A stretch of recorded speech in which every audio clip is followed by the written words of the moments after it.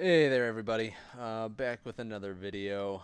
Wanted to kind of share some thoughts on changes post character release for Defenders and post Ministravaganza.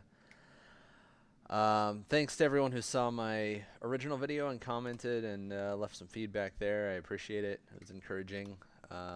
So I would kind of like to regularly release these videos and just kind of like do them more freeform and just talk about like my defenders roster and like just have them be kind of snapshots in time of like thoughts over the course of how the meta evolves.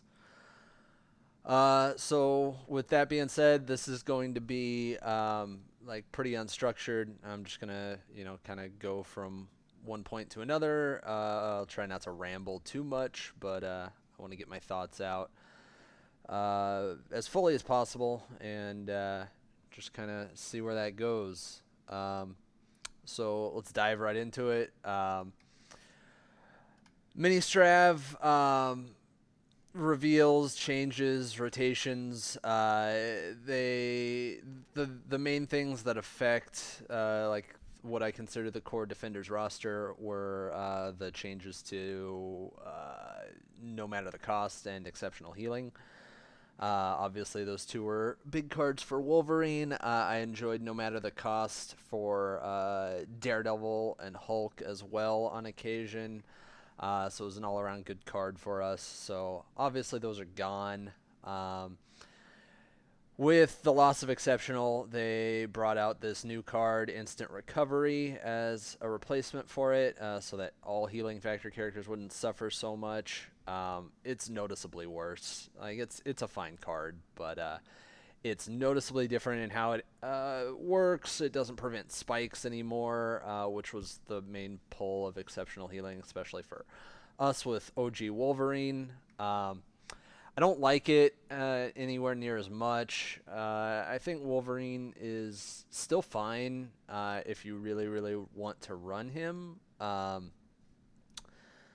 It's just the main pull was like the abuse of his injured side for us, like holding exceptional and being able to manufacture the benefit of the damage with the extra dice and his double wilds, uh, turning him into like just like this massive delete button was the entire appeal for me anyway of playing him.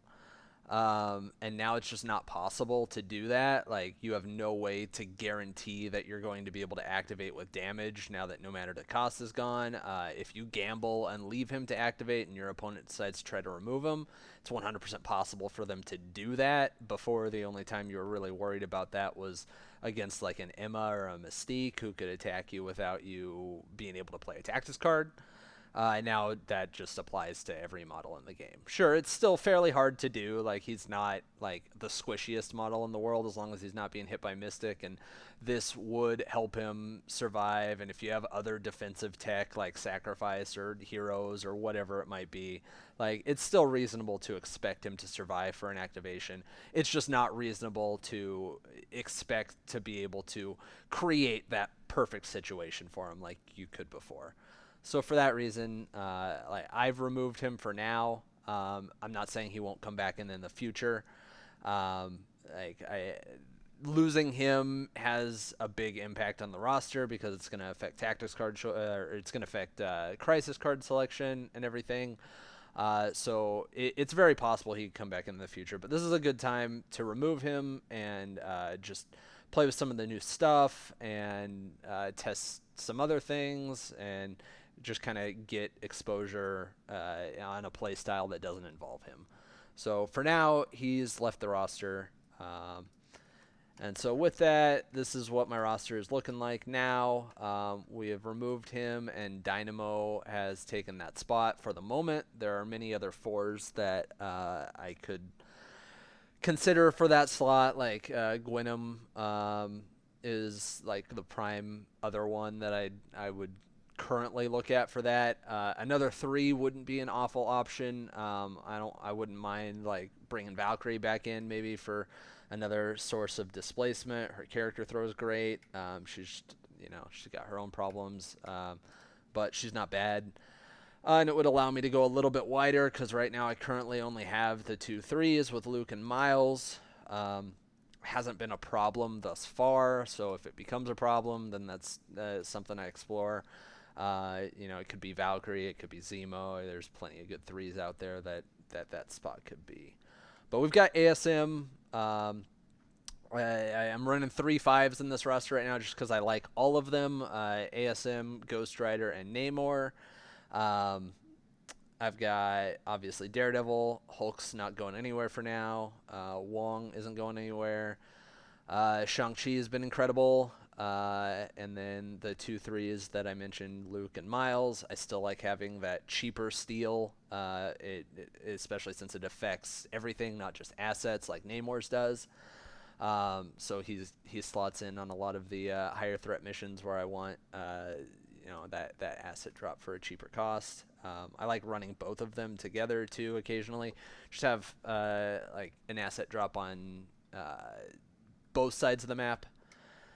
So I don't think Miles is going anywhere. Plus, he's always just been good with the leadership because he has the web swing. So yeah, he's staying there for now. Crisis-wise, the thing that changed for me was two things, I guess. Fisk came out, which I hate because it was always my favorite thing to play. I don't do a good job of tracking like my casual games. I don't like keep spreadsheets or log them on Longshanks or anything like a lot of people do. So a lot of what I say and what I remember is like anecdotal evidence. It's rather than being backed up by like hard statistics or anything. But Fisk, I definitely felt was like my highest win rate secure. Just because abusing Hulk and Wolverine on that, both being stun immune, and the play pattern options on it, I just really enjoyed with the two of them. It's very possible that removing it isn't necessary, but I've ran Madmen in the past, and I'm fine with it. ASM's great on it. I think Namor's great on it. Like we're hyper mobile with a lot of these pieces. ASM, Namor, Daredevil, Miles, even Shang-Chi to a lesser extent with his small moves off of his builder can get around pretty well when he needs to. So like I don't mind the rotational play of a pay to flip like this.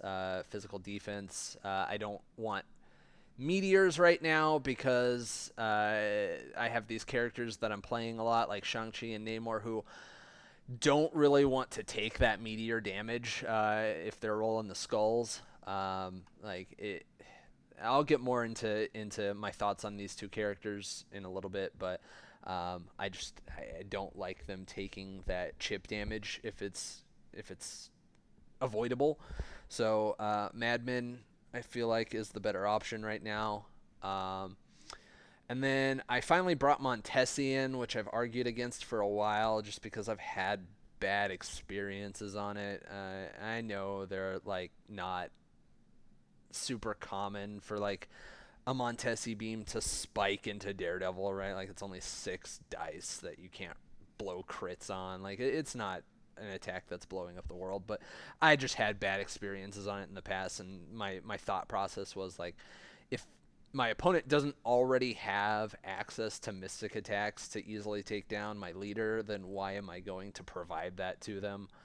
But now I do kind of want the slower scoring games. I am finding that with these new characters, I'm preferring higher threats rather than before, where I did prefer like that 15, 16 threat range. So Montesi at 18, I prefer over an alien ship at 17. So I've thrown that one in for now. Haven't had any problems with it since bringing it in. Tactics card wise, since we lost the 2, no matter and exceptional, I brought in Cover Me, and I threw Pentagrams back in. I think they're both good cards. I think that with Ghost Rider and with bringing Dynamo back in, there's something to be said about maybe starting to do more pentagram play and bunkering up. Um, I don't know that I'm actually going to go that route, but it's in here just because I mean, I had the tactics card slot, and maybe I'll try it here and there and see how I feel about it. Cover Me, I have found that I very much enjoy this card on Ghost Rider. Um, he doesn't have a problem paying for it generally. I don't mind playing him super aggressive with Deal with the Devil usually. And if my opponent decides to go into him, I just I like popping this in like say round 3 or something, especially like on a bunched up map because then that's usually leading to like Shang-Chi getting extra builders, which is leading to extra potential stagger triggers, which is nice, and 1 inch punches, things like that. I like sacrificing attacks into Ghost Rider while Cover Me is up to be able to do that type of stuff. And I mean, if all else fails, if they're choosing not to attack him because I've popped Cover Me, then I'm going to hit them with the crit damage from Ghost Rider's Wicked Judgment as much as possible. So I think he's probably my favorite target. Not that I've used it on a bunch of other people. I've only used it on like Hulk, maybe one other game, and it was whatever. I didn't get much value out of it there.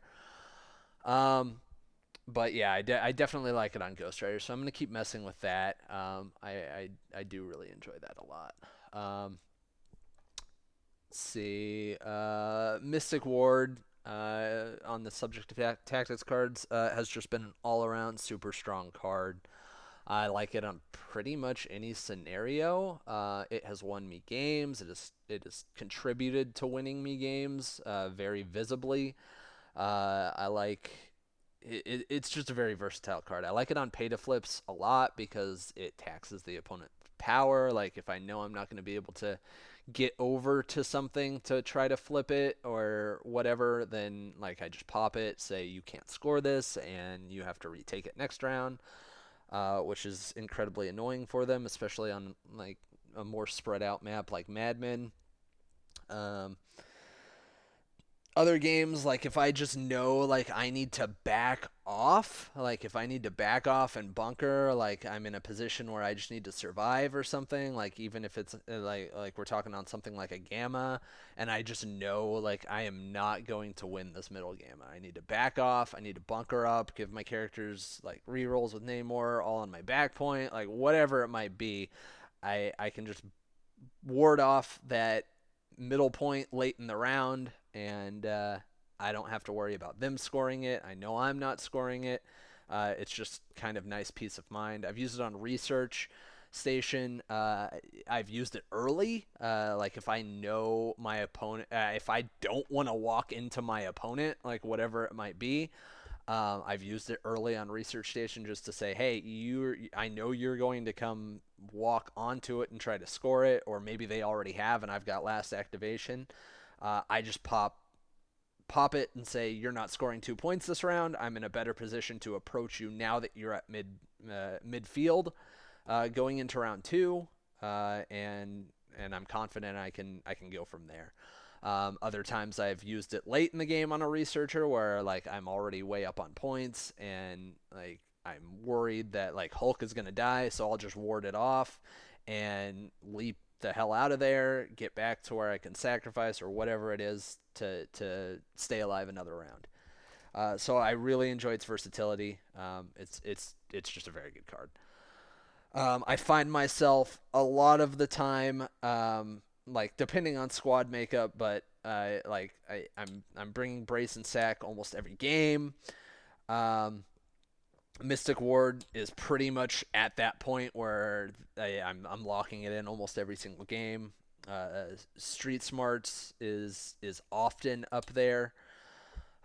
So then usually I only have like one slot, and like if Namor's in, it's probably going to be Princess Protection, or Luke, it's going to be Heroes, or Ghost Rider, it's going to be Cover Me. I kind of have to like modify, like if it's Ghost Rider and I don't have Hulk out there, then I probably don't bring Street Smarts and I'm bringing Deal with the Devil and Cover Me. Like Something like that. Surprisingly, I've been using Luke less and less because I have been playing like more spread out, like Madmen and stuff, and I don't much care for him there. Um, so like I haven't had many games where I'm bringing both Princess Protection and Heroes for Hire. Even though I do like Luke and Namor together, kind of protecting each other, and Namor giving Luke that extra defensive reroll, stuff like that. Um, but these three are definitely like my go-to. Like every game, I'm probably locking these three in.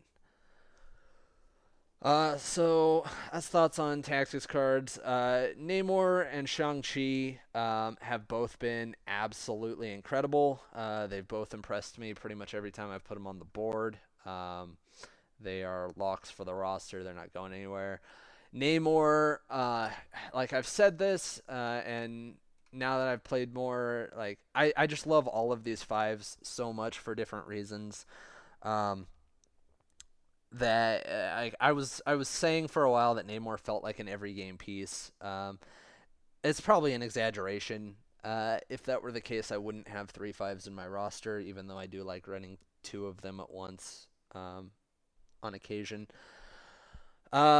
But he's just very good. He increases the offensive consistency of the team even more, even past the leadership. He increases the defensive consistency, especially for Shang-Chi, that extra defensive reroll. And if your opponent can't deal with him by attacking him outside of four or throwing a bunch of stuff into him, it just makes him incredibly frustrating to deal with. It helps him get those staggers more often. Um, I love these two especially together. They play so well together. Especially like Shang-Chi on his flip side when he gets his spender that can activate a staggered target. I don't use his spender a lot, but I use it more when I've got Namor around because there are more staggered things around from Namor charging and staggering them, and then all of a sudden Shang-Chi has a builder that's just going to activate him right away. Uh, that's like only a huge option on like kaiju targets like a Hulk or a Malekith or something. That's when I'm looking to mainly do that if possible, but like it's not bad into anything, obviously denying activations where you can. Um, I really mainly like Shang-Chi just for his builder and the five elements fist. I mean on both sides. I like that the fist more on the front side because he has the advance, which he loses on the back side. But I mean, gaining a heal and removing a condition on the backside surely ain't bad either. But it's mostly the 1 inch punch. I mean, I've found between that and like Daredevil's builder with the wilds, I found that I can power tax just the hell out of a lot of teams, stunning people everywhere. So that's been pretty great. Um, yeah, these guys are just nuts. I do think his spender outside of like those big activations that I mentioned, I think I don't want to call it a trap because it's a 10 die mystic attack. Like it's gonna kill stuff, but like it's expensive. It costs five, and this guy spins power so well. Like between like you're not using Chase's its tail a lot. Like it doesn't come up a lot because you have to take no damage. You have to have the power for it. And if you're not taking damage, you're not gaining power for it, right? Like so that's, that's happening less than people expected, which makes sense. But on his flip side, uh, let's pull out his flip side just so I have it here. But um, on his flip side, Wild Goose leaves the flock is just insane. Like I keep saying it every time I talk about it, but this superpower is just freaking nuts. It's like it's kind of technical in that like the timing of when you get the effect is after the attack is resolved, but you have to declare that you're doing and pay for it before or like when they're targeted. And the targeting character has to be within two. But like I can't talk about this superpower enough. Like, there's if you declare it and like you don't die from the attack, like it just messes so much stuff up.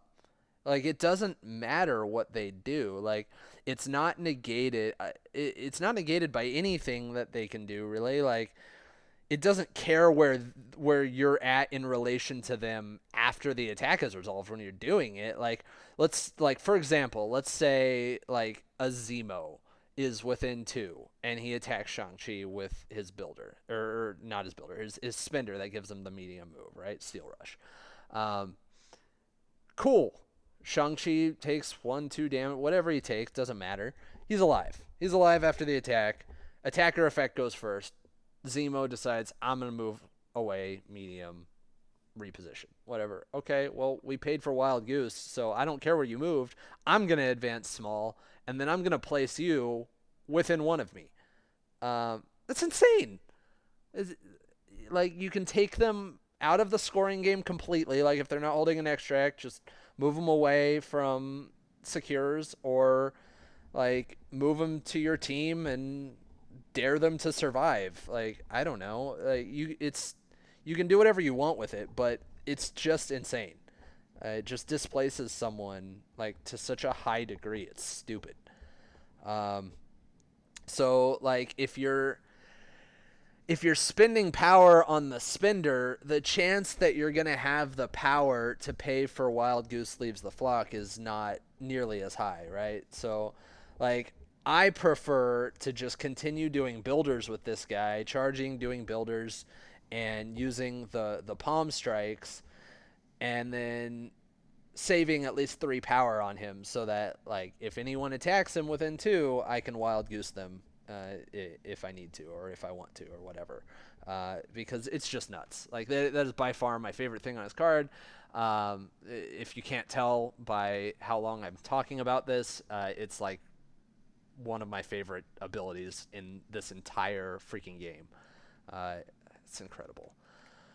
So that's my thoughts on Shang-Chi so far. He's really cool. He's really fun to play. I suggest you try him if you haven't.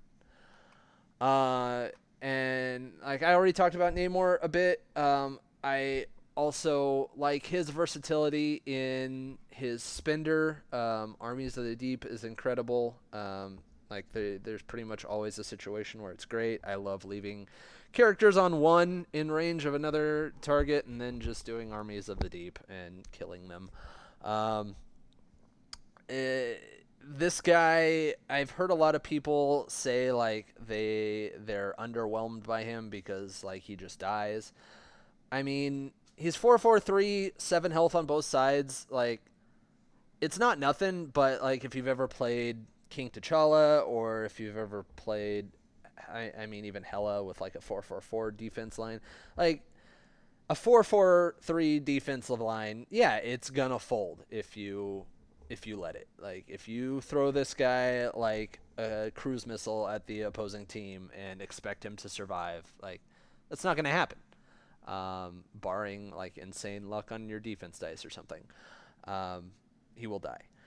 That said, if you use him as more of like a hit and run model and like get in, get out, to where like he's hitting and hopefully staggering something, and then you come back to your team or leave him in range to where like you can at least heroes for hire if you're leaving him up, forward a bit, whatever.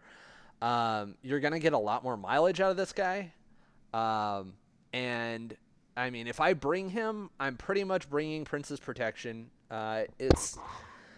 This card is also nuts. Like I've actually seen some people refer to it as bad heroes for hire. I think that is underselling it quite a bit. Like, yeah, a push isn't necessarily as good as a throw in most circumstances, but it's push multiple enemies away if applicable. And like this can just like take over a secure late in the round. It can push people into position to where like his spender can take advantage of that 1 auto damage and then additional push. Like it's a very disruptive card, and like you have to not forget that like pushes ignore LOS, like as long as they're within 2, even if they're not in LOS, like if there's a somewhat thin piece of large terrain in the way, like they're still going to get pushed. Um, so like you can use that to your benefit. Uh, so I think people are maybe sleeping on this card a little bit. It's pretty good. And like once you start layering these things, like if you're bringing Namor and Luke together and you have sacrifice as well, like it just becomes very hard early on in the first few rounds of the game. As long as like you're managing things well, it becomes very difficult for your opponent to get any sort of like momentum going against a single character because you've just got all of these different defensive things that you can use. It gives you a lot of time to turn on your attrition if that's what you're going for.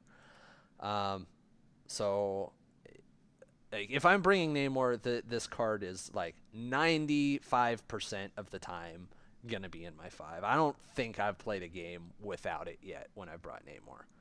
Um, moving on. I guess the last thing I'll talk about is just with these changes in mind, like just how I feel about the roster overall and like matchups. I I don't I don't think defenders have an absolutely atrocious matchup anymore. I need to play more games before I should make a statement like that, but just like gut feeling, the only matchup that I absolutely dreaded prior to these changes, prior to Ministravaganza, was the Convocation matchup. The abuse of Ironbound books with grunts, combined with like Age of Ultron. Both of those things are gone. So like while I still don't like the matchup against Convocation, I still don't. I would not go as far as to call it a good matchup. Like it's at best 50-50, and I'm sure it's probably not that good. I do think it got better since those things are gone. I outside of that, like I don't feel like we had a horrible matchup pre changes. I foresee with the loss of Eyes on the Prize and like midline grabs in general, there are affiliations that can do it. Obviously, there are characters that can do it. It's still going to be a thing. It's not gone. Like midline grabs are not gone, but I do foresee a return of Avengers in the meta, probably fairly heavily, and I don't care for our matchup into them. I do think that one's probably like a 50-50 matchup, like whether we're talking about uh, I guess I should be specific. I'm talking about OG Steve, Discount Steve, and Sam. I'm not as much worried about Steve 3.